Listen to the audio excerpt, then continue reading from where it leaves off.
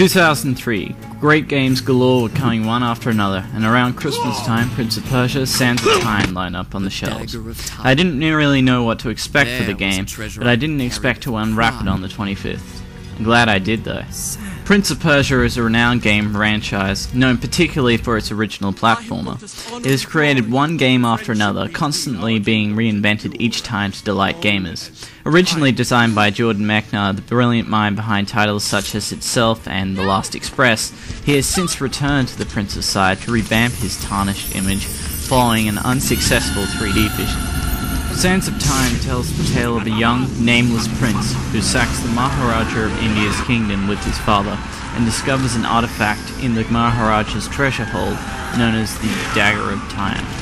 When returning home to Persia, the king presents most of the hold's contents to the Sultan of Azad, the city where the bulk of the game takes place.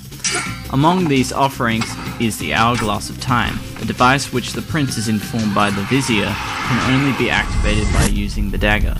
By plunging the dagger into the hourglass, the sands of time are unleashed, transforming residents of Azad into hideously malformed sand creatures. The vizier, now revealed as a traitor, notifies the prince that everything can be undone if he relinquishes the dagger. However, the prince refuses and escapes his wrath. Here the game effectively commences after the initial tutorial level in which you recover the dagger. It is presented to the player in a third-person perspective, controlled entirely by a minimal portion of the keyboard and the mouse for camera movements, making it easy to manage the prince's actions. Essentially, Sands of Time is split into two different gameplay sections, action and adventure, each utilizing the same controls in a different manner. Action equates to fighting hordes of sand monsters using his sword and the dagger. The adventure aspect requires the prince to employ his impressive acrobatics to navigate obstacles and solve puzzles.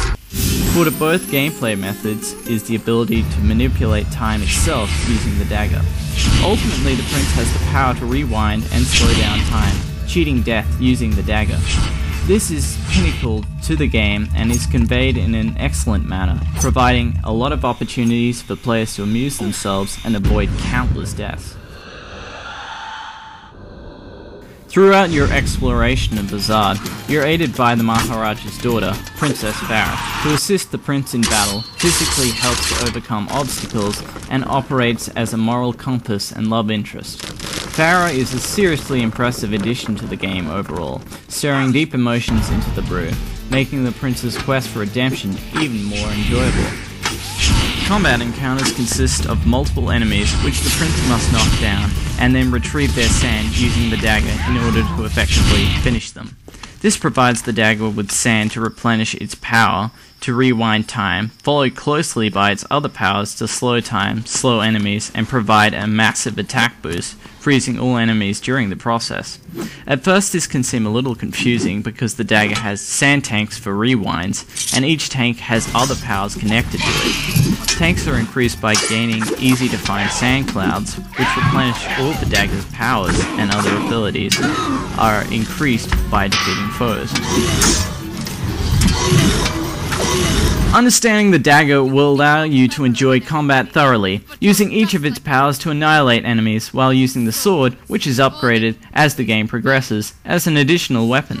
Camera movement during fights is very smooth and allows for close-ups of the prince's awesome moves, making combat very satisfying.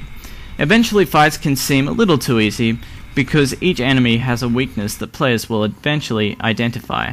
Further to this, Farah can help make a major difference, that is, if she doesn't shoot you. At the other end of the spectrum, adventuring through Azad activates the game's secondary role to solve puzzles.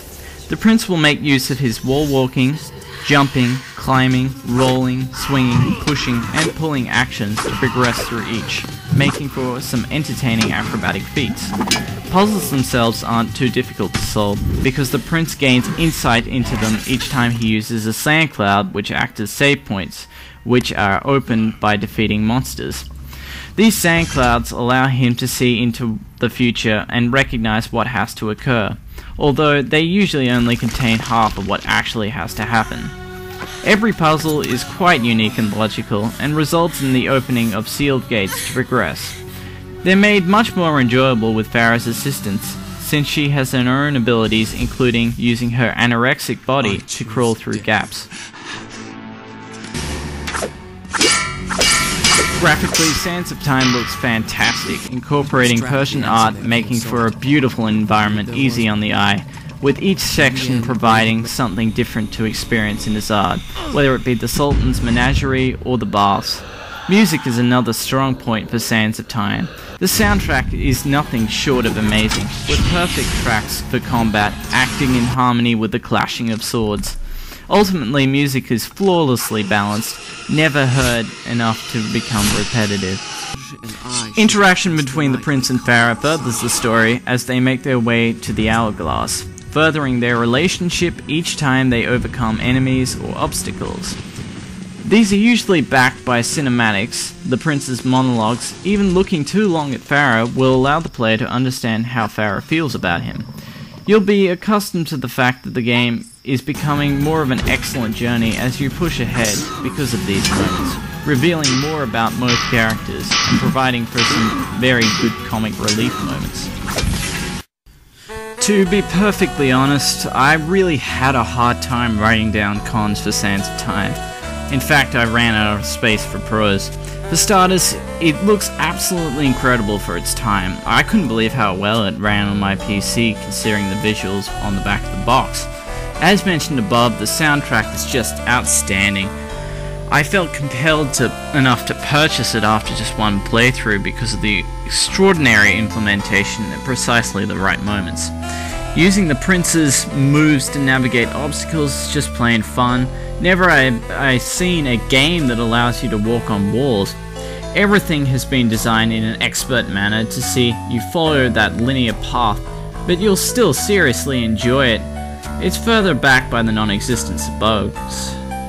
Rewinding time was a great idea and saves a lot of hassle in the game, while maintaining a certain level of interest while doing so. Finally, the story feels like a book you can't put down. You'll always feel compelled to keep going because you just want to hear one of the prince's snide remarks, or see if Farah really fell off in that cliff as foretold by the vision. The only serious con here is that related to difficulty. There's only one set difficulty for Sands of Time, and no system in place to adjust itself based on your skill level. This was something I couldn't really understand and disappointed me. Things such as the amount of sand tanks could have been reduced, and the total damage required to knock down an enemy could have been increased. Instead, if you wanted to play with some degree of complexity, then avoiding the life upgrades and sand clouds is the only way to do it.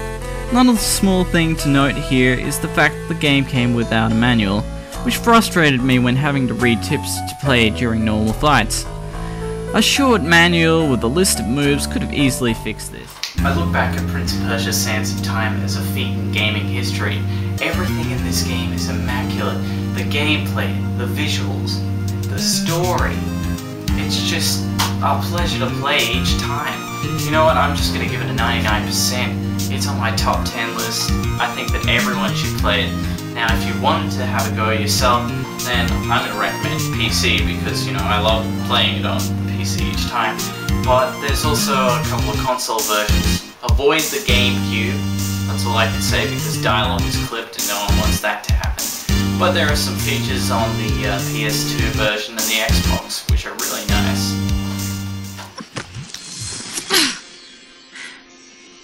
I said I owe you thanks. You presume too much. Such a fantastic story. Do you think me a child, that I would believe such nonsense? It's Ridge Racer! Ridge Racer! Remember that one? Whoops.